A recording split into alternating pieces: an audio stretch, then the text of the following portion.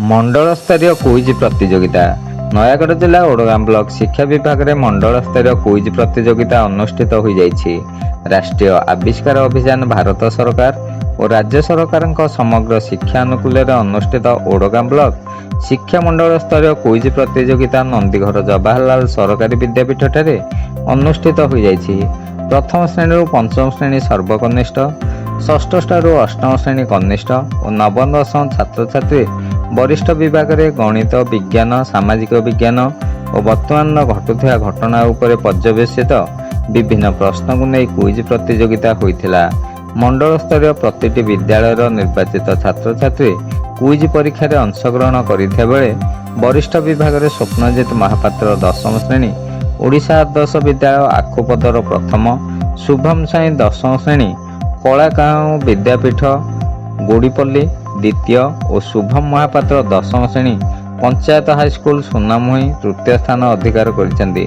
कनिष्ठ विभाग में उमाकांत महांती अष्टम श्रेणी, सरकारी उच्च प्राथमिक विद्यालय सुनामुही प्रथम, विभूति नायक अष्टम श्रेणी सत्यवादी हाईस्कल चढ़ियापल्ली द्वितीय और सोहम पंडा अष्टम श्रेणी दंडर सरकारी उच्च प्राथमिक विद्यालय तृतीय स्थान अधिकार करिसेंती।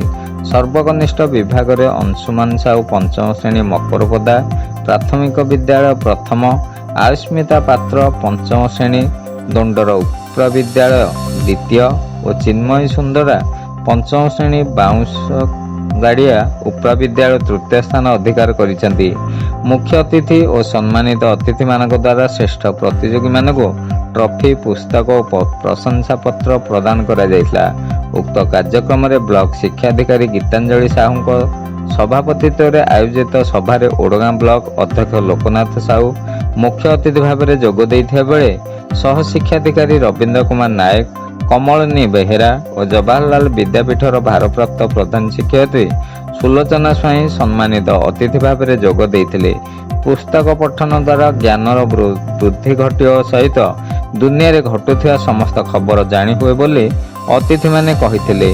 मंडल स्तरीय प्रतिटी विद्यालयर शिक्षक, शिक्षयित्री और अंशग्रहणकारी छात्र छात्री उपस्थित रहिथिले। उक्त कार्यक्रम को सीआरसीसी गोदावरी बसंतिया, राजेश कुमार षडंगी, श्रीधर परिडा, जशवंत पट्टनायक, शिक्षक रंजन कुमार दास प्रभृति परिचालन अनुष्ठित होइथिला।